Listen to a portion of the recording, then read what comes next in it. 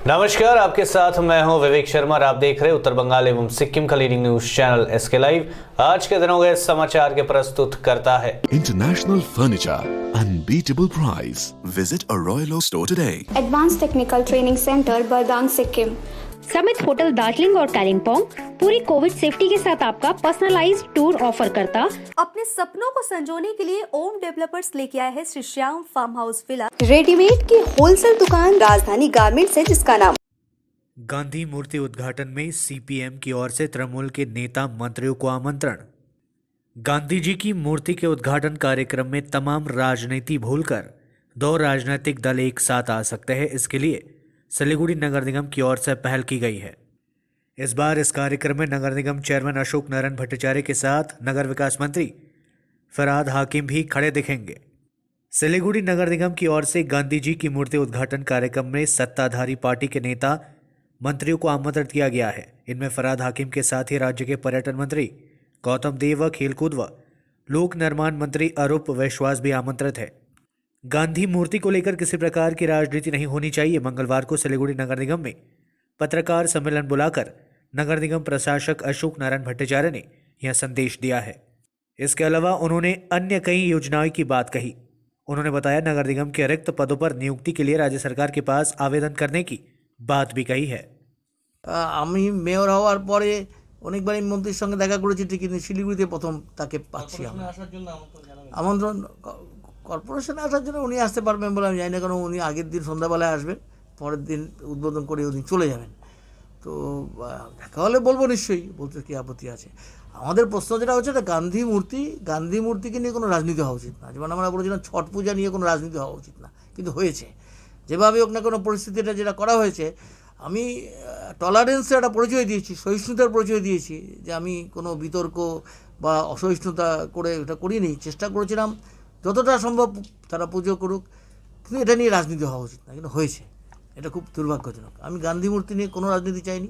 সব দলের নেতাদের সবাইকে এক জায়গায় নিয়ে এসেছি, সবাইকে মিলেই এটা নিশ্চয়ই একটা গান্ধী এই সময়তে গান্ধীকে স্মরণ করাটা ভীষণভাবে প্রয়োজন। এটা সবাই মিলে আমরা স্মরণ করি। গান্ধীর বাদের আমাদের অনেক বিরোধিতা আছে, অনেক ক্ষেত্রে বিরোধিতা আছে, কিন্তু আজকের পরিস্থিতিতে সাম্প্রদায়িক সম্প্রীতির প্রশ্নে, লোকাল সেলফ গভর্নমেন্ট, পঞ্চায়েতি রাজ ইত্যাদির প্রশ্নে তো গান্ধীর যে অবদান সেটা তো কখনো ভুলে যাওয়া যায় না। আর আজকের দিনে সেটা স্মরণ করাটা আমাদের ভীষণ প্রয়োজন। मानियाचक स्टीमर डूबने की घटना में अब तक 3 लापता ट्रकों को बरामद करने में सक्षम हुआ बचाव दल। मालदा के मानियाचक में स्टीमर डूबने की घटना में अब तक 3 लोग लापता है। बाकी के यात्रियों को बचा लिया गया है। इनमें कुछ अस्वस्थ होने के कारण फिलहाल अस्पताल में भर्ती है। ये सभी लोग झारखंड के राजमहल थाना अंतर्गत महाराजपुर निवासी बताए गए हैं। मंगलवार सुबह मानियाचक इलाके के गंगा नदी में डूबे 8 ट्रकों को निकाला गया। वहीं 3 लापता लोगों की तलाश में गोताखोर उतर गए। आधुनिक यंत्रों की मदद से ट्रकों को निकाला जा सका है। उल्लेखनीय कि सोमवार रात लगभग 8 बजे झारखंड के राजमहल इलाके से एक स्टीमर बालू व पत्थर लदे 9 ट्रकों को लेकर मालदा के मानियाचक पहुंचा, लेकिन मानियाचक गंगा घाट पहुंचते ही स्टीमर अनियंत्रित हो गया। उस पर सवार 8 ट्रक एक के बाद एक गंगा नदी में डूब गए। उस दौरान ट्रकों के चालक व खलासी भी पानी में गिर गए। 20 से 22 लोगों के पानी में गिरने की सूचना थी। इनमें से ज्यादातर लोगों को बरामद कर लिया गया है, लेकिन 3 लोग अभी भी लापता है। सोमवार शाम से ही जिला शासक राजश्री मित्रा, पुलिस अधीक्षक आलोक रजौरिया, मालदा जिला परिषद सभाधिपति गौड़ चंद्र मंडल सहित विभिन्न अधिकारी व एनडीआरएफ व आपदा प्रबंधन की टीम राहत कार्य में जुटे हुए हैं। हमारे भाई मन कर मेले दिन काज करते मेले दिन हमारे भाई गाड़ी तो गाड़ी लिया मन कर निजे गाड़ी लिया वो काज करते तो मन कर এখন निजे गाड़ी আসে निजे गाड़ी ड्राइवर ছিল না, খালাসি ছিল, খালাসি দেবলে উঠে গেছে, আমার ভাইটা রয়ে গেছে চাপা পড়ে। আমার বাড়ি ঝাড়খণ্ড। কোন জায়গায়, কোন গ্রামে? মহারাজপুর, ইসলামপুর চিহ্ন, ইসলামপুর আলমগীরের বাড়ি গায়ে ওই গাঁয়ে। আমি রাতে খবর পেয়েছি, রাত 12টা পেয়েছি। আর মনে কর ওইখান থেকে ভাই গেলাম, 4টা-5টা ভাই গেলাম, আগে চলে এসে ওরা পাত্তা তো পাইনি। ওরা আমরা সকালে লঞ্চ দিয়ে আমরা আমার বই আমি আর আমার স্বামীটা আমার বোন। ঘটনা দেখুন, কোনো জেনে কোনো দুর্ঘটনা হয়নি। যেইটুকু কাল থেকে আমি এই স্পটে আছি, যেইটুকু জানা গেছে যে লঞ্চের যে মালবাহী লঞ্চ ভেসেল, তাতে যেহেতু ঝাড়খণ্ড থেকে বাংলার একটা যোগসূত্র, অর্থাৎ রাজমহলগড় থেকে মানিচক ঘাটে প্রচুর মালপত্র পাথর এখানে আসে এবং বাংলাতে কাজগুলো হয়। এবং এটা সরকারিভাবে ডাকও হয় এই ঘাটটা। এবার যেটা হচ্ছে যে ওতে লঞ্চে অর্থাৎ মালবাহীর লঞ্চে 9টা ট্রাক ছিল, নামার সময় লঞ্চ লেগে যায়, নামার সময় দুর্ঘটনা ঘটে। যেহেতু ট্রাকের নামানোর একটা সমস্যা তৈরি হয়েছে বলে স্লিপ খেয়ে সমস্ত ট্রাকই কিন্তু জলের নিচে চলে যায়। একটা আটকে গেছে, শুধু বাংকারে লেগে উনি আটকে থেকে গেছেন, বাকি একটা ট্রাকই নিয়ে যায়। ওতে 9 দুনি 18টা ড্রাইভার খালাসি ছিল, সবাইকে রেস্কিউ করা হয়েছে রাতের মধ্যেই। 2 জনকে শুধু পাওয়া যাচ্ছে না, ময়না মন্টুকে। এবং আমার ইতিমধ্যে রাত্রেই সেখানে আমাদের রেস্কিউ টিম এসেছিল আর কি, এনডিআরএফের টিম, তারপর ডুবুরি এসছে, তারা খোঁজ খবর নিচ্ছে, ট্রাকগুলো উঠাবার ব্যবস্থা চলছে, বকলিং আনা হয়েছে এখানে, এখন ডুবুরি নিয়ে কাজগুলো চলছে। সার্বিকভাবে এই অবস্থায় এখন আছে। দেখুন, ঘাটের মেনটা হচ্ছে যে রাস্তাটা, আর এটা প্রতি বছর অসংরক্ষিত এলাকা, বন্যার সময় ডুবে যায়, অতএব ঘাটটাকে প্রতি বছরই নতুন হালে তৈরি করতে হয়। আর পরিষ্কার কথা, রোডটা দেখে এসছেন আপনারা, যেটা মানিকচক থেকে মানিকচক ঘাটের রাস্তাটা পুরো পরিষ্কার আছে, ভালো রাস্তা আছে, পিডব্লিউ থেকে করানো হয়েছে। কিন্তু ঘাটের যেহেতু জেটি বা আর কিছু করানো সম্ভব হচ্ছে না, প্রতি বছর বন্যার সময় প্রচুর বন্যা হয়, গঙ্গা নদীর যখন জল বাড়ে বন্যা হয়, প্রচুর ভাঙচুর হয়, পরবর্তীতে আবার নতুন হালে সেই ঘাটটাকে তৈরি করতে হয় প্রতি বছর। মানিকচকের এই পরিস্থিতি অত্যন্ত মর্মান্তিক, কিন্তু সবচাইতে যেটা চিন্তার বিষয়, যে লঞ্চটি নিয়ে ঘটনাটা ঘটে, আমি শুনতে পাচ্ছি সেই লঞ্চকে ছেড়ে দেওয়া হয়েছে এবং সেই লঞ্চ অন্যদিকে চলে গেছে। আমার কাছে এটা আশ্চর্য লাগছে, এই ঘটনার মূলে কারা, কিভাবে ঘটল, কি সরকারি নিয়ন্ত্রণ রয়েছে এই লঞ্চের ওপর। এবং আজকে যে রেস্কিউ টিম কাজ করছে, আমি কিছুক্ষণ আগে দেখলাম কেন্দ্রীয় সরকারের এনডিআরএফ টিম তারাও এখানে রয়েছেন। এখনো পর্যন্ত আমরা ট্রেস করতে পারিনি, এতগুলো ট্রাক জলের তলায় চলে গিয়েছে, কিন্তু তার কোনো ট্রেস নেই। তার থেকে বোঝা যায় যে আমাদের যে রেস্কিউ অপারেশন সেটা কত দুর্বল। আমাদের কাছে সেই রকম এত বড় গঙ্গা, সারা মালদা জুড়ে আমাদের এই গঙ্গার বুকে বহুবার দুর্ঘটনা ঘটেছে, নৌকা ডুবি হয়েছে, মানুষ ডুবে গেছেন, এত বড় একটা ফেরি ঘাট চলছে, এত বড় ট্রেড আর বিজনেস চলছে, অথচ কারা সেটা চালাচ্ছেন, কিভাবে চালাচ্ছেন, সতর্কতা বিধি, রাজ্যের যে সমস্ত আইন কানুন আছে সেগুলো তারা পালন করছেন কিনা, এটা দেখভাল করার জন্য আমি কিন্তু আজ পর্যন্ত কোনো ব্যবস্থা আমাদের জেলা প্রশাসন এবং রাজ্য প্রশাসনের তরফ থেকে দেখিনি। আজকে এই ঘটনা যে ঘটেছে তার অন্যতম কারণ হচ্ছে নিয়ম বিধি বিধান না মেনে আজকে তারা এই ঘাটে রাতের অন্ধকারে গাড়িগুলি নিয়ে এসেছিলেন এবং কেউ বলতে পারছেন না কোন গাড়ি এসেছিলেন, সেই গাড়িতে কতজন লোক ছিলেন এবং কারা, যারা মালবাহী জাহাজ ছিল, কিন্তু সেখানে ড্রাইভার বা ক্লিনার বা অপারেটর বা তাদের যে বিজনেস, যে সমস্ত জিনিস নিয়ে আসছিলেন, তারা কোথায়, তাদের কোনো খোঁজ আমরা পাচ্ছি না। এর থেকে বোঝা যায় যে এই ধরনের ঘটনার জন্য এটা সম্পূর্ণভাবে প্রশাসনিক বিফলতা, তার জন্য আজকে এত বড় ঘটনা ঘটেছে এবং এর জন্য যারা দায়ী তাদের শাস্তি হোক এবং তাদেরকে খুঁজে বার করা হোক যে এই ঘটনার কারণ কি এবং কারা এই ঘটনা ঘটালেন। তার কারণ হচ্ছে দীর্ঘদিন ধরে মানিকচকবাসী, আমি বহুবার এই ঘাটে এসেছি, প্রত্যেকবার আমাকে বলেছেন এরা এখানে ওভারলোডিং হয়, এখানে চেকিং হয় না এবং কারা আসছেন কারা যাচ্ছেন তার উপরে কোনো নিয়ন্ত্রণ নেই, কোনো নথিপত্র নেই এবং সরকারি কোনো ভিজিলেন্স নেই।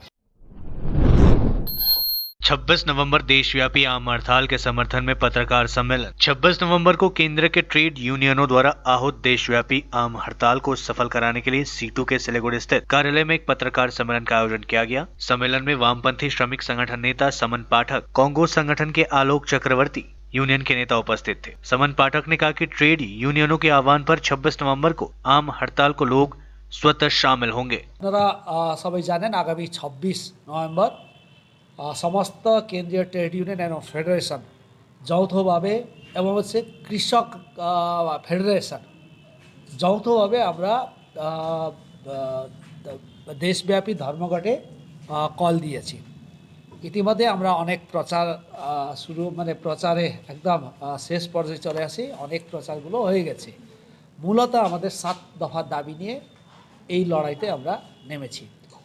আমরা হচ্ছে যেটা মূলত এই সময়কালে আমাদের যে 2015 থেকে যে আমাদের লাগাতার আন্দোলন গোটা দেশ জুড়ে, মোদি সরকার আসার পরে দেশের অর্থনীতি এবং শ্রমিক শ্রেণী শ্রমজীবী মানুষের উপর যেভাবে আক্রমণটা শুরু করেছে তার বিরুদ্ধে কিন্তু 2015 থেকে আমরা লাগাতার আন্দোলন কর্মসূচিতে আছি। প্রত্যেকবার আমরা এই লড়াইটাকে আরও তীব্রতর করার চেষ্টা করি। এই বছরে আমরা শুরুতে 8-9 জানুয়ারি ধর্মঘটে আমরা ঢুকেছিলাম, তার ঠিক 8 মাস পরে আবার একটা ধর্মঘটে আমরা ঢুকছি।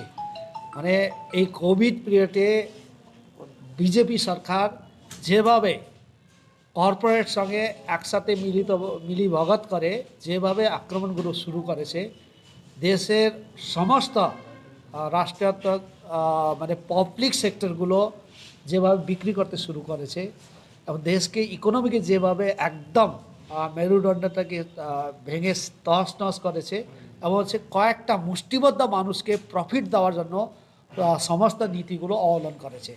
তাই হচ্ছে আমরা এই দেওয়ালে যখন পিঠ ঠেকে যায় আমাদের সামনে লড়াইতে নামতে হচ্ছে।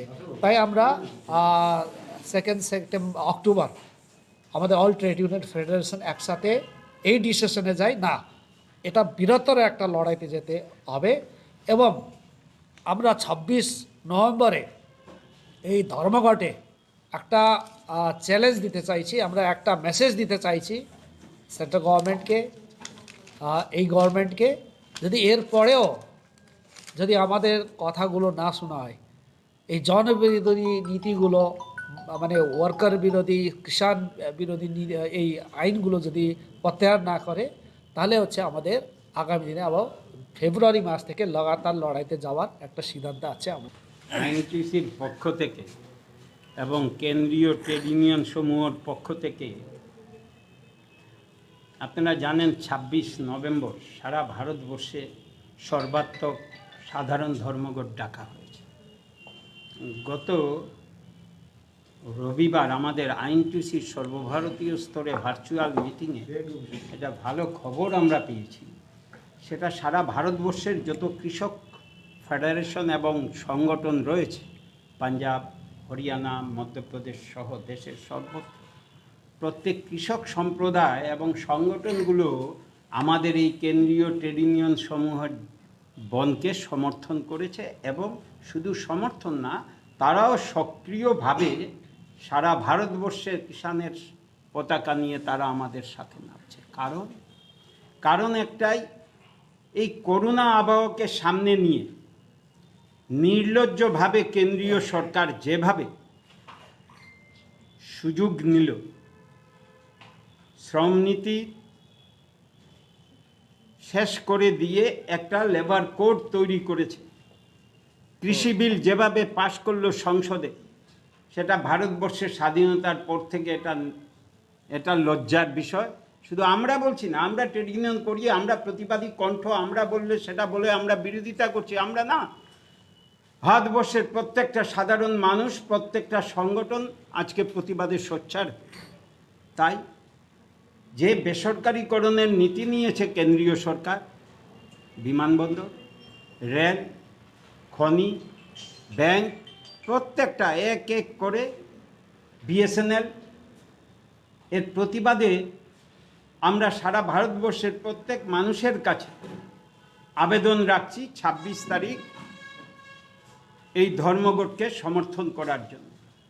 দ্রব্যমূল্য বৃদ্ধি, আপনারা যারা সাংবাদিক বন্ধুরা রয়েছেন, আপনারা নিজেরা নিজেদের বিবেককে প্রশ্ন করুন, দ্রব্যমূল্য বৃদ্ধি কোথায় গেছে? চাকরির স্থায়িত্বতা কোথায়? হাজারে হাজারে লাখো লাখো বেকার তৈরি হচ্ছে। সেদিকে নজর না দিয়ে কেন্দ্রীয় সরকার সাধারণ মানুষের ক্ষমতা, যতটুকুন স্বাধীনতা, সেটা কুক্ষিগত করার চেষ্টা করছে এবং শ্রমজীবী মানুষের অধিকারকে, সম্প্রতি একটা খবর বেরিয়েছে, শ্রমিকদের বাধ্য করা হবে 8 ঘন্টার বিনিময়ে যে আমরা কাজ করতাম শ্রমিকরা, সেটা 12 ঘন্টা করা। 12 ঘন্টা একটা শ্রমিককে কাজ করতে হবে। गृहवधू के साथ हुए बलात्कार और उसकी हत्या के मामले में भाजपा के द्वारा बुलाए गए बंद के कारण कालियागंज में बना हुआ है उत्तेजना का माहौल। पुलिस और भाजपा समर्थकों के बीच हुई धक्का मुक्की, पुलिस ने भाजपा कर्मियों को किया गिरफ्तार। भाजपा के द्वारा कालियागंज में बुलाए गए बंद को लेकर व्यापक उत्तेजना का माहौल बना हुआ है। भाजपा की ओर से बंद के समर्थन में एक रैली निकाली गई थी और इस बीच पुलिस ने रोकने की कोशिश की, जिसके कारण भाजपा समर्थकों और पुलिस कर्मियों के बीच जबरदस्त धक्का मुक्की भी हुई। पुलिस ने कई भाजपा कर्मियों को गिरफ्तार भी किया है। हालांकि बंद का असर कालियागंज में देखने को मिल रहा है, लेकिन रायगंज बालूरघाट सड़क खुला हुआ है। स्थिति को नियंत्रण करने के लिए भारी संख्या में पुलिस बल को तैनात किया गया है। उल्लेखनीय है कि विगत 4 नवंबर की रात कालियागंज शहर से सटे धनकेल ग्राम पंचायत के नासरहाट गांव में साधुपाड़ा स्थित एक महिला जयंती दास की रहस्यमय मौत को लेकर मृतका की मां ने लिखित रूप से कालियागंज थाने में प्राथमिकी दर्ज कराते हुए उल्लेख किया था कि उसकी बेटी को असामाजिक कार्य करने के लिए प्रस्ताव दे रहे थे। उसे इनकार करने पर उसे नशीली पदार्थ खिलाकर उसकी हत्या कर दी गई। उक्त घटना का साक्ष्य छिपाने के लिए घटना को आत्महत्या करार देने के उद्देश्य से उसे फांसी पर लटका दिया गया। प्राथमिकी के पश्चात पुलिस ने उक्त मामले में एक व्यक्ति को गिरफ्तार किया, जबकि अन्य आरोपी फरार बताए जा रहे हैं। आरोपियों की शीघ्र गिरफ्तारी को लेकर भाजपा ने आज धरना भी दिया। प्राथमिकी के अनुसार घटना को लेकर मृतका के पति, सास व ननद को मुख्य आरोपी बनाया गया है। आरोपियों के विरुद्ध कार्रवाई की मांग में यहां भाजपा के द्वारा बंद बुलाया गया है। आज के আমরা কালিয়াগঞ্জ ব্লক 12 ঘন্টা বন্ধের বড় 12 ঘন্টা বন্ধ করছি। আপনারা জানেন বিগত 4 নভেম্বর আমাদের ধনকোল পঞ্চায়েতের নসিরহাট বলে একটা জায়গা, সেই নসিরহাটের জয়ন্তী দাস ওরফে মুন্নি দাস একটা ছোট্ট মেয়ে, ছোট্ট বলতে 20 বছরের মেয়ে ধর্ষিত হয়েছে। সেই ধর্ষিত যারা হয়েছে, যে ধর্ষিত হয়েছে, শুধু ধর্ষণ নয়, ধর্ষণ করে তাকে গলা টিপে মেরে তার উড়না দিয়ে ঝুলিয়ে রাখা হয়েছে। কি আশ্চর্যের বিষয়, এই গলা টিপে মেরে ধর্ষণ করে উড়না দিয়ে ঝুলিয়ে রাখার পর অবাক জিনিস, পুলিশ এখনো সেই ধর্ষকদের গ্রেপ্তার করতে পারেনি। আমরা এর প্রতিবাদে কালিয়াগঞ্জ ব্লকে 5 দিন ধরে অবস্থান বিক্ষোভ করেছিলাম এই ধর্ষকদের গ্রেপ্তারের দাবিতে, কিন্তু আমাদের কালিয়াগঞ্জ মহকুমা আইসি এবং প্রশাসনের কোনো বোধোদয় হয়নি যে এই ধর্ষকদের গ্রেপ্তারের বিষয়টা গ্রেপ্তার করেনি। উপরন্তু দুজন তারা চিকিৎসার করে নিয়ে, চিকিৎসার সুযোগ নিয়ে, চিকিৎসা দেখিয়ে তাদেরকে কালিয়াগঞ্জ রায়গঞ্জ হসপিটালে ভর্তি করিয়ে পুলিশ বকলমে তাদেরকে ছেড়ে দেওয়ার একটা ব্যবস্থা করেছে।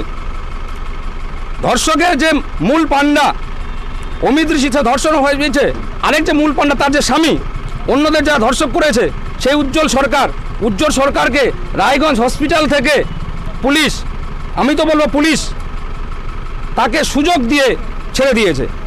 আমরা বারবার বলছি এই ধর্ষকরা যেন গ্রেপ্তার হয় এবং ধর্ষকরা যেন উপযুক্ত শাস্তি পায়, কিন্তু পুলিশ এখনও সেই ধর্ষকদের গ্রেপ্তার করতে পারেনি। শুধু অমিত ঋষি এবং উজ্জ্বল সরকার নয়, তার সঙ্গে আরও যে 10-12 জন সাক্ষাৎ ছিল, সেই সাক্ষাৎটা এখনও গ্রেপ্তার হয়নি। আমরা অবস্থান বিক্ষোভ করছিলাম, কিন্তু পুলিশ এই গ্রেপ্তার যারা 26 नवंबर देशव्यापी आम हड़ताल के समर्थन में सिलीगुड़ी में रैली। West Bengal medical sales representative यूनियनों की ओर से श्रमिक संगठनों के आह्वान पर 26 नवंबर को देशव्यापी आम हड़ताल के समर्थन में सिलीगुड़ी में एक रैली निकाली गई। सिलीगुड़ी के कंचनजंगा स्टेडियम के सामने से रैली निकालकर पूरे शहर की परिक्रमा की गई। वह हासमी चौक से विधान मार्केट होते हुए गोष्ठोपाल की मूर्ति के सामने समाप्त हुई। इस रैली में सिलीगुड़ी नगर निगम के प्रशासनिक मंडली के चेयरमैन अशोक नारायण भट्टाचार्य के साथ सीटू नेता विमल पाल और west Bengal medical sales representative union के सचिव अमित शंकर रॉय उपस्थित थे। শ্রমিকদের দাবিতে, কৃষকদের দাবিতে, সাধারণ মানুষদের দাবিতে, বেকারদের দাবিতে সেই ধর্মঘটে মেডিকেল রিপ্রেজেন্টেটিভ বা সেলস রিপ্রেজেন্টেটিভ যারা আছেন তারাও আজকে অংশগ্রহণ করছেন।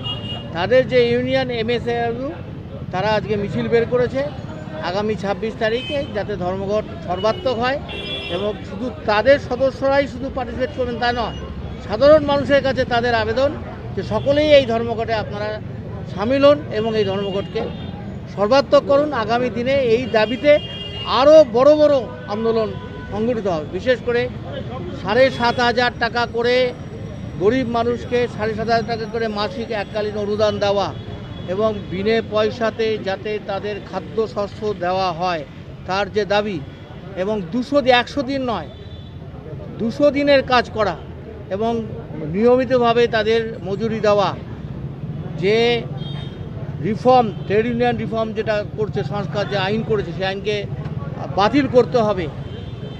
3টে কৃষি আইন যেটা করেছে সেই 3টে কৃষি আইনকে বাতিল করতে হবে। সামাজিক সুরক্ষার যে বিষয় অসংগঠিত ক্ষেত্রে শ্রমিকদের এই সামাজিক সুরক্ষার বিষয়টাকে সুনিশ্চিত রাখতে হবে, কোনোভাবেই তাকে দুর্বল করা চলবে না। এই দাবিতেই 26 তারিখে ধর্ম। गृहवधू बलात्कार और उसकी हत्या के मामले को लेकर भाजपा के द्वारा बुलाया गया बंद कालियागंज में रहा बेअसर। आम लोगों ने पूरी तरह से नकारा। कालियागंज शहर से सटे धनकेल ग्राम पंचायत के नासरहाट गांव के साधुपाड़ा स्थित एक महिला जयंती दास की हुई रहस्यमय मौत मामले को लेकर आज भाजपा की ओर से कालियागंज ब्लॉक में बंद बुलाया गया था, लेकिन आम लोगों ने इस बंद को पूरी तरीके से नकार दिया और बंद का असर काफी कम देखने को मिला। दरअसल लोगों को लग रहा है कि राजनीतिक उद्देश्य से यह बंद बुलाया गया था और यही कारण है कि लोगों ने इससे मानने से इनकार कर दिया। दूसरी तरफ भाजपा की ओर से जोर जबरदस्ती बंद कराने की कोशिश की गई और इस मामले में पुलिस ने 23 भाजपा नेताओं को और समर्थकों को गिरफ्तार किया। आज सुबह भाजपा की ओर से रैली निकालने के दौरान पुलिस और भाजपा समर्थकों के बीच धक्का मुक्की भी हुई। उल्लेखनीय है कि विगत 4 नवंबर की रात कालियागंज शहर से सटे धनकेल ग्राम पंचायत के नासरहाट गांव में साधुपाड़ा स्थित एक महिला जयंती दास की रहस्यमय मौत को लेकर मृतका की मां ने लिखित रूप से कालियागंज थाने में प्राथमिकी दर्ज कराते हुए उल्लेख किया था कि उसकी बेटी को असामाजिक कार्य करने के लिए प्रस्ताव दे रहे थे। उसे इनकार करने पर उसे नशीली पदार्थ खिलाकर उसकी हत्या कर दी गई। उक्त घटना का साक्ष्य छिपाने के लिए घटना को आत्महत्या करार देने के उद्देश्य से उसे फांसी पर लटका दिया गया। प्राथमिकी के पश्चात पुलिस ने उक्त मामले में एक व्यक्ति को गिरफ्तार किया, जबकि अन्य आरोपी फरार बताए जा रहे हैं। आरोपियों की शीघ्र गिरफ्तारी को लेकर भाजपा ने आज धरना भी दिया। प्राथमिकी के अनुसार घटना को लेकर मृतका के पति, सास व ननद को मुख्य आरोपी बनाया गया है। आरोपियों के विरुद्ध कार्रवाई की मांग में यहां भाजपा के द्वारा बंद बुलाया गया है। প্রথম কথা হচ্ছে যে কালিয়াগঞ্জে যে বিজেপি বন্ধ করছে, এটা সত্যি কথা বলতে কি প্রতিটা কালিয়াগঞ্জের মানুষ একদম প্রকৃত ঘটনা জানে, যার জন্য কালিয়াগঞ্জের মানুষ পুরোপুরিভাবে এই বন্ধকে প্রত্যাখ্যান করেছে এবং বীতশ্রদ্ধ বিজেপির যে এই যে বন্ধ হঠাৎকারিতা একটা সিদ্ধান্ত করছে, এটা নিয়ে গ্রামে গঞ্জে সমস্ত মানুষ এবং বিজেপির যারা নেতৃত্ব আছে তারাও ভীষণভাবে একটা অংশ ক্ষুব্ধ বিজেপির আর একটা অংশের উপর। আমি প্রথম কথায় বলি যে দেখুন, আমাদের পশ্চিমবঙ্গের এবং সমস্ত জায়গার মানুষ সবাই যারা প্রাপ্তবয়স্ক রাজনীতির সাথে কেউ যুক্ত সরাসরি, কেউ বা প্রতিনিধিত্ব করে, কেউ বা বিভিন্ন রকম অবস্থান করে, কেউ বা নিরপেক্ষ হয়ে থাকে। কিন্তু আজকে বিজেপির ক্ষেত্রে দেখা যাচ্ছে যে যেখানেই ঘটনা ঘটছে সব জায়গায় রাজনীতি রং লাগিয়ে দিচ্ছে। প্রকৃত ঘটনাটার দিকে না গিয়ে ওরা রাজনীতি করার চেষ্টা করছে। তদ্রূপভাবে কালিয়াগঞ্জে যেখানে ঘটনা ঘটছে, দুটো পরিবারই আমাদের তৃণমূলের ভোটার ওরা এবং তৃণমূলের একনিষ্ঠ সমর্থক। আমরা প্রকৃত ঘটনাটা জানি, দুই পক্ষের সাথে আমরা বলেছি ভাই আর যেটাই ঘটনা ঘটুক মৃত্যু অত্যন্ত দুর্ভাগ্যজনক। আমরা যেটা ন্যায্য পুলিশ দেখছে, প্রশাসন আছে, প্রকৃতপক্ষে যে দোষী সে একদম শাস্তি পাবেই এবং পুলিশ সেভাবে কাজও করছে। 4 জনের মধ্যে 4 মূল আসামির মধ্যে একজন মহিলার বাচ্চা হয়েছে, ওকে বাদ দিয়ে বাকি যে 3 জনের মধ্যে 2 জনকেই ধরেছে। আরেকজনকে ধরার জন্য পুলিশ হ্যান্ন হয়ে ঘুরে বেড়াচ্ছে। আমরা প্রতিনিয়ত পুলিশকে চাপ দিচ্ছি যে যেভাবে হোক আসামিদের ধরতে হবে, প্রকৃত ঘটনার উদ্ঘাটন করতে হবে। মানুষ প্রকৃত ঘটনা কি সেটা সবাই জানে, কিন্তু বিজেপি এখানে পুরোপুরিভাবে একটা মানুষকে বিভ্রান্ত করে রাজনীতিক ফয়দা নেওয়ার চেষ্টা করছে। মানুষের মধ্যে বিভ্রান্ত তৈরি হয়ে গেছে। বিজেপি কী করছে, বিভিন্ন জায়গায় আমরা উত্তর দিনাজপুরের সমস্ত যতগুলো ঘটনা দেখি, প্রকৃত ঘটনা এক, কিন্তু বিজেপি আরেক জায়গায় নিয়ে যাওয়ার চেষ্টা করছে। প্রতিটা জায়গায় রাজনীতির রং লাগিয়ে দিচ্ছে। এটা মানুষ কিন্তু ভালোভাবে নিচ্ছে না। ভোটের যোগ্য জবাব দেবে কালিয়াগঞ্জের মানুষ। একটা সকাল থেকে এখানে একটা বন্ধ প্রোগ্রাম ছিল, বন্ধ কিন্তু সাকসেসফুল আমরা হতে দেয়নি। আর 20-22 জনকে অ্যারেস্ট করা হয়েছে আর যা যা পুলিশের দায়িত্ব অ্যাকশন ছিল ওটা হয়ে গেছে। এখন সম্পত্তি কিছু নষ্ট হয়নি আর কিছু সম্পত্তি ড্যামেজ হয়নি। এখন সব খোলা আছে, सब नॉर्मल चलছে, life is normally going on. लेते हैं छोटा सा ब्रेक, फिर मिलेंगे ब्रेक के बाद। SGMG Automobiles, a multi-brand service center, one-stop solution for all car-related issues. यहाँ लेटेस्ट टेक्नोलॉजी के साथ सभी ब्रांड की गाड़ियों की सर्विसिंग होती है। 20 मिनट में ही car wash, in house automatic colour बनाने की मशीन इत्यादि। तो देर किस बात की, आज ही कॉल कर अपॉइंटमेंट बुक कीजिए 9609933000। SGMG Automobiles, BSF road, Salugara, Siliguri. मलाई कोल्ड कफ थियो र मलाई यहाँको दबाई तपाईँहरूले सुट गरेको एकदमै जाति हुँदैछ। तपाईँको थाइरोइड कस्तो भयो? एकदमै राम्रो भयो। मेरो चाहिँ यो ब्याक पेन हुन्थ्यो पुरा, यो साइड पेन हुन्थ्यो कि यो ब्याकमा निकै सन्चो भएको थियो। अहिले चाहिँ धेरै सन्चो छ। खुट्टा घुँडाहरू, खुट्टा दुख्ने, हातहरू दुख्ने त्यो अहिले धेरै कम्ती भयो। तपाईँलाई ब्याक पेनहरू सन्चो भयो अहिले? हाम्रो ठेगाना छ centre point building first floor HD Lama road opposite to grand plaza shopping complex Janata lodge Darjeeling. सम्पर्क नम्बर छ 9641995791 अनि 7001155412। विविध प्रकारका रेडिमेड एवं कस्टमाइज फर्निचर तथा फर्निचर सम्बन्धी सम्पूर्ण समाधानको निम्ति सधैँ सम्झनुहोस् टचवुड, जहाँ customise furniture, modular kitchen, UPVC door र विन्डो आदिको पनि डिल गर्दछौँ। साथै यस चाडपर्वको छेकमा प्राप्त गर्नुहोस् आकर्षक अफरहरू। एकचोटि भिजिट गर्नुहोस् टचवुड, राष्ट्रिय राजमार्ग 10 तादोङ गान्तोक। सम्पर्क गर्नुहोस् 035922322502। 50 से 70% कम कीमतों पर लाजवाब डिजाइन, ब्रांडेड फर्नीचर, गारंटी सहित मजबूती का वादा। मौका है यही, बना लो इरादा। Bedroom set, sofa set, dining set, outdoor या ऑफिस फर्नीचर से लेकर मॉड्यूलर किचन उपलब्ध है। कम कीमत में बेहतरीन गुणवत्ता का पूरा भरोसा। ऑर्किड बिल्डिंग, ऑपोजिट वेघा circle, 2.5 mile, Sevoke road, Siliguri. International Furniture, unbeatable price. Visit a Royal Oak store today. Apply for 3-year AICTE approved and MBA accredited courses diploma in manufacturing technology at Government Polytechnic Advanced Technical Training Center, Bardang, Sikkim. Good placement record in industries all over the country. Separate hostel facilities available for boys and girls. Scholarship shall be provided for outstanding students. Classes shall start from 6 October 2020. Eligibility first year class 10 pass from recognized board with mathematics, science and English as subjects. Covid से हो गए हैं tense, दिल demand सा change. सही नहीं दूर घूमने जाने को, शॉर्ट टूर सही दिल बहलाने को।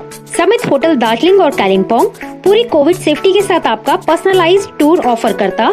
Good rooms, good food, discount price और क्या चाहिए दिल बहलाने को।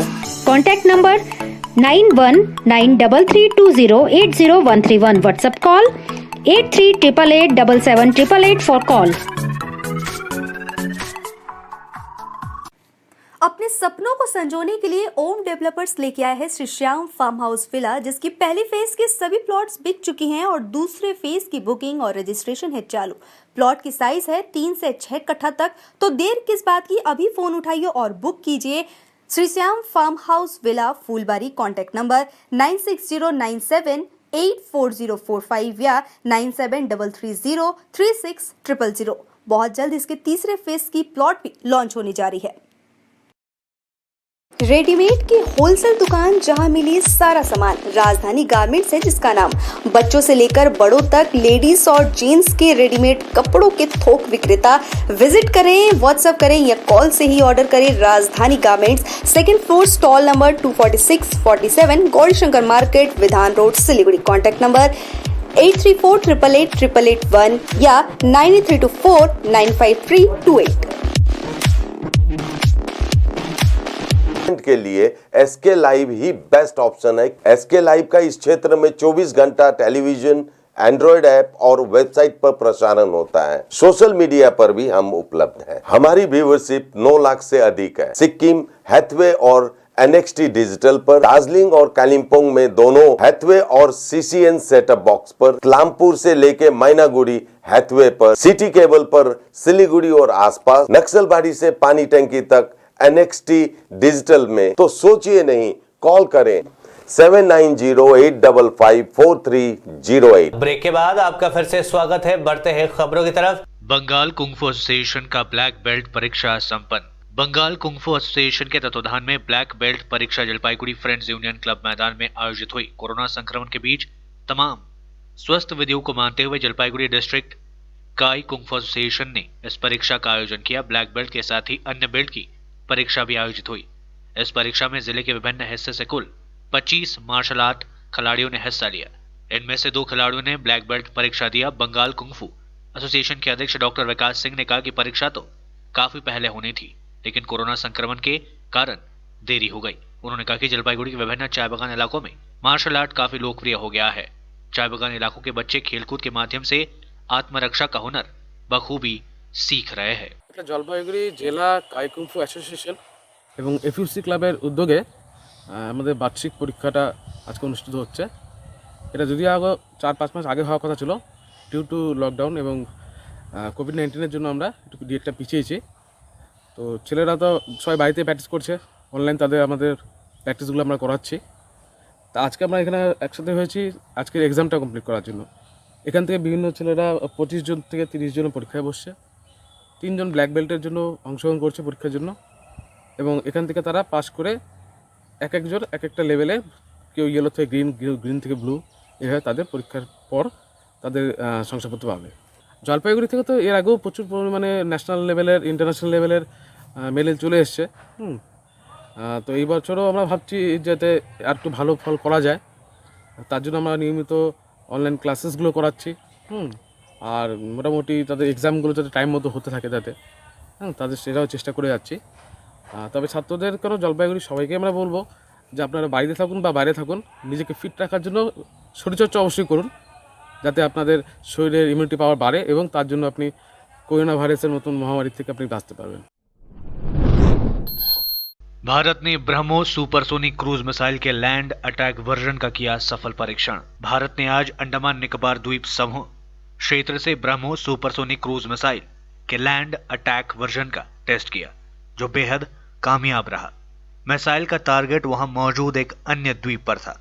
बता दें कि भारत चीन और पाकिस्तान के साथ सीमा पर जारी तनाव के बीच अपनी ताकत में इजाफा करने में जुटा हुआ है। भारत लगातार क्रूज और बैलिस्टिक मिसाइलों का परीक्षण कर रहा है, जिसमें उसे सफलता भी हासिल हो रही है। पहले जितने परीक्षण पूरे साल में हुआ करते थे, अब ज्यादा परीक्षण गत 2-3 माह में हो चुके हैं। वहीं पिछले हफ्ते भारत ने उड़ीसा में quick reaction surface to air missile का सफल परीक्षण किया था। यह इलेक्ट्रॉनिक काउंटर सिस्टम से लैस है। यह एयरक्राफ्ट रेडार को जैमर को मात देने में सक्षम है। इसमें ठोस ईंधन का इस्तेमाल किया जाता है। इस मिसाइल का 1 सप्ताह के भीतर यह दूसरा सफल परीक्षण था। बताया गया कि इसकी मारक क्षमता 30 किलोमीटर से ज्यादा है। ऑक्सफोर्ड की वैक्सीन 70% प्रभावी, क्लिनिकल ट्रायल के नतीजे आए पॉजिटिव। एस्ट्राजेनेका और ऑक्सफोर्ड की कोरोना वायरस वैक्सीन AZD1222 का क्लिनिकल ट्रायल चल रहा है। इस वैक्सीन के काफी अच्छे नतीजे मिल रहे हैं। एस्ट्राजेनेका ने कहा कि यूके और ब्राजील में AZD1222 के क्लिनिकल ट्रायल के एक अंतरिम एनालिसिस से कोविड-19 को रोकने के पॉजिटिव रिजल्ट सामने आए हैं। एस्ट्राजेनेका ने कहा कि कोरोना की वैक्सीन 90% प्रभावी थी जब AZD1222 की आधी खुराक दी गई। इसके बाद 1 महीने के भीतर आधी बची खुराक भी दे दी गई। जब 1 महीने बाद दूसरी पूरी खुराक दी गई तो ये 62% प्रभावी थी। संयुक्त विश्लेषण में वैक्सीन की 70% की औसत प्रभावकारिता है। बता दें कि भारत सरकार द्वारा पुणे स्थित सीरम इंस्टीट्यूट ऑफ इंडिया को ऑक्सफोर्ड यूनिवर्सिटी और फार्मा कंपनी एस्ट्राजेनेका द्वारा मिलकर बनाई जा रही कोरोना वायरस की संभावित वैक्सीन के लिए आपात मंजूरी दिया जा सकता है। वैक्सीन की प्राइवेट मार्केट की कीमत 500 से 600 रुपए के बीच हो सकती है। बहुत ज्यादा मात्रा में डोज खरीदने पर सरकार को यह वैक्सीन आधी कीमत यानी $3 से $4 या 225 से 300 रुपए में मिलेगी। भारत को नए साल की शुरुआत यानी जनवरी के अंत और फरवरी के शुरू में कोविड-19 वैक्सीन मिलने की संभावनाएं बढ़ गई है। कोरोना वायरस के दैनिक मामलों में गिरावट। पिछले 24 घंटे में मिले 37,975 संक्रमित। कोरोना वायरस के दैनिक मामलों में गिरावट देखने को मिली है। पिछले 24 घंटे में 37,975 नए मामले देश में रिपोर्ट किए गए। देश में संक्रमण मुक्त होने वाले मरीजों की संख्या बढ़कर 46 लाख के पार पहुंच चुकी है। केंद्रीय स्वास्थ्य मंत्रालय के ताजा आंकड़ों के अनुसार पिछले 24 घंटे में देश में कोरोना वायरस के 37,975 नए मामले सामने आए। इस दौरान कोविड-19 के चलते जान गंवाने वाले मरीजों की संख्या 480 रही है। वहीं देश में कोरोना वायरस के कुल संक्रमितों की संख्या बढ़कर 91,77,841 पहुंच चुकी है। मंत्रालय के आंकड़ों के अनुसार देश में संक्रमण मुक्त होने वाले मरीजों की संख्या बढ़कर 46,04,955 हो गई है। पिछले 24 घंटे में 42,314 मरीजों ने वायरस को मात दी और अस्पताल से घर लौटे। वहीं देश में सक्रिय मामलों की संख्या 5 लाख से नीचे बनी हुई है। आंकड़ों के अनुसार वर्तमान में कोरोना वायरस के सक्रिय मामलों की संख्या 4,38,667 पहुंच चुकी है। वहीं इस खतरनाक वायरस के चलते अब तक देश में 1,34,218 मरीजों ने अपनी जान गंवाई है। राजधानी दिल्ली में कोरोना वायरस के तेजी से बढ़ते हुए मामलों और मौतों के आंकड़ों के साथ संक्रमण दर यानी पॉजिटिविटी रेट भी चिंता का विषय बनी हुई है। नवंबर के महीने में अब तक पॉजिटिविटी रेट लगातार 10% से ऊपर बना हुआ है और 2 बार पॉजिटिविटी रेट 15% के पार जा चुका है। दिल्ली के स्वास्थ्य मंत्री सत्येंद्र जैन का कहना है कि दिल्ली में पॉजिटिविटी रेट कम हो रहा है। दिल्ली में 7 नवंबर को सबसे ज्यादा पॉजिटिविटी थी जो कि 15% के करीब थी, जो कि धीरे धीरे कम हो रही है। सत्येंद्र जैन का कहना है कि इसको एक दिन के अंदर नहीं देखा जा सकता। साप्ताहिक पर देखें तो अगर साप्ताहिक बेसिस पर बात करें तो 3 से 4% का फर्क आया है। कोरोना वायरस के RT-PCR टेस्ट की कीमत पूरे देश में एक समान कराने की मांग पर सुप्रीम कोर्ट सुनवाई करेगा। याचिका में कहा गया कि अलग अलग राज्यों में इस टेस्ट की कीमत 800 से लेकर 2800 रुपए तक है। टेस्ट लैब लोगों को लूट रहे हैं। यह कीमत 400 रुपए तक ही रखी जानी चाहिए। दुनिया में 5.91 करोड़ से ज्यादा लोग कोरोना वायरस से संक्रमित, 13.95 लाख लोगों ने गंवाई जान। दुनिया में अब तक 5.91 करोड़ लोग कोरोना संक्रमित हो चुके हैं, जबकि मृतकों की तादाद 13.95 लाख के पार कर चुकी है। इस बीच विश्व की 218 देशों में पिछले 24 घंटे के दौरान कोरोना संक्रमण के 4.87 लाख से ज्यादा नए मामले रिपोर्ट किए गए। वहीं सिर्फ एक दिन के भीतर ही दुनिया में 7,375 लोगों की मौतें हुई है। WHO ने यूरोप में अगले साल की शुरुआत में ही तीसरी लहर की आशंका जताई है। जानकारी के मुताबिक 13 नवंबर को सबसे ज्यादा 6.60 लाख केसेस सामने आए थे और 19 नवंबर को सबसे ज्यादा 11,239 संक्रमितों की मौतें हुई थी। लेकिन बीते दिन दुनिया के सबसे ताकतवर देश अमेरिका में सबसे ज्यादा मौतों के समाचार है। इसके बाद इटली, मैक्सिको, ईरान, रूस, ब्रिटेन में मौतों के सबसे ज्यादा केसेस रिपोर्ट किए गए।